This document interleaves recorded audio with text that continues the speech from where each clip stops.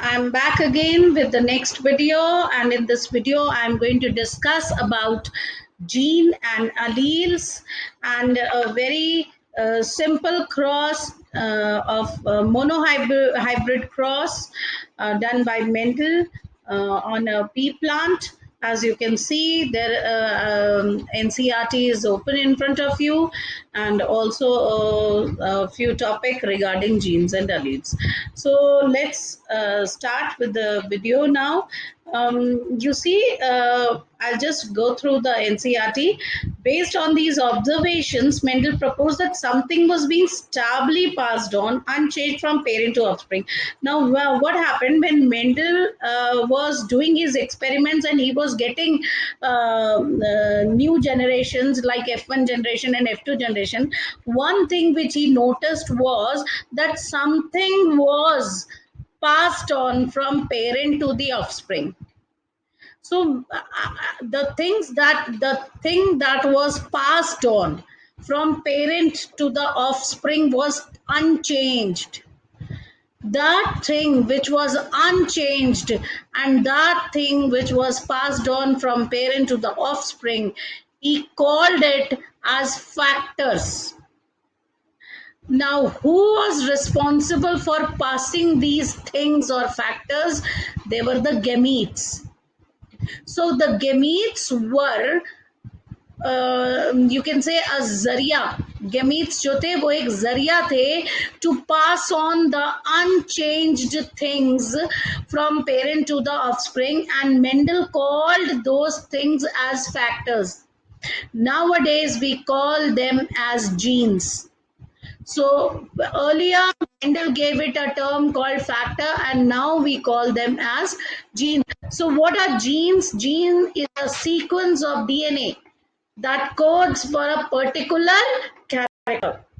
Now, Mendel here studied 7 characters. So there is a particular gene for height. There is a particular gene for color of the pod. There is a particular gene for color of the flower or position of a flower or various other things. Similarly, in humans, we say that there is a particular gene for the shape of our nose, a particular gene for the color of our eye. Okay, so these particular these sequence of DNA, they are small sequence of DNA. What are genes? Small units or sequence of DNA that code for a particular character. Okay, that is called gene. Now what is allele? Alleles is quite different from gene. The different forms are what causes some difference between the individual, like my height and my child's height, my daughter's height. Now I have we both have a gene of height, but our height differ. Why? Because the allele of my height gene is different from the allele of my daughter's gene. To explain this, I must tell you one thing. There is an example here. You just see, like like we took an example of tall and dwarf. Okay, you did this in class 10, tall plant and dwarf plant. So you were writing capital T, 2 capital T for tall and 2 small t for dwarf. So this capital T represents one allele and small t represents the other allele. So alleles are somewhat some allele are those things which actually produce variation. Understand? Alleles are the things which actually produce variations, because there will be different allele in different organism, and due to that different allele, the organism will have a different character.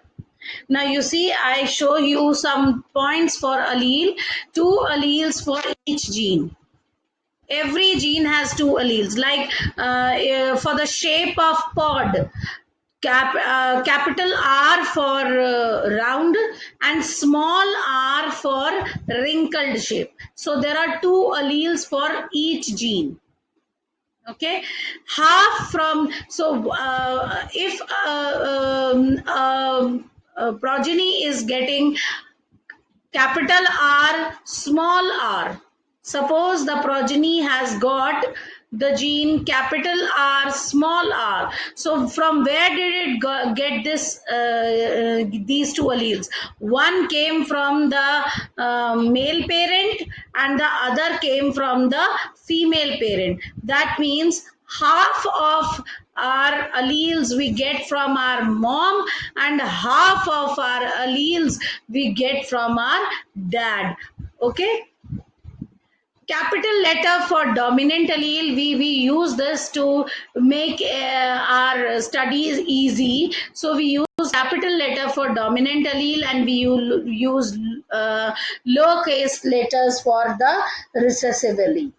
Next, dominant allele takes over the recessive allele. It will always happen. Now you see in the F1 generation, when you crossed a tall parent with a dwarf parent, the F1 generation, all the progeny were tall.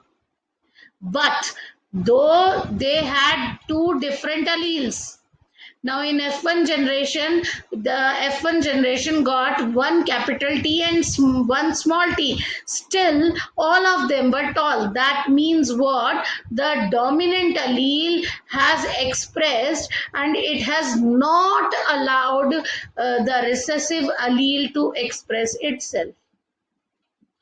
Next point, recessive produces only when it is paired allele is identical. Now, produces only when it is paired. That means if a recessive, now in F2 generation,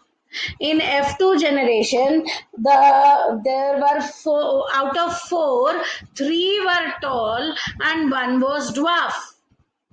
Now that one which was dwarf, it contained two alleles and both the alleles were small t. So this proves that the recessive allele will only express itself when it is homozygous. Recessive allele will only express when it is homozygous. It will not express itself if there is one dominant and one small. So the small or the recessive allele will not be able to express itself in the presence of dominant allele. So if the plant has recessive character, it will only have recessive character if both the alleles are recessive. Okay. So the last 2 points here, they are just showing you how to represent chromosome, dominant chromosome and recessive chromosome. Now there is a difference here. They have shown you how to represent, how to write a dominant chromosome and how to write a recessive chromosome. That means this chromosome is carrying an allele which is recessive and the other one is carrying an allele which is dominant. So I hope you are clear with the difference of gene and allele.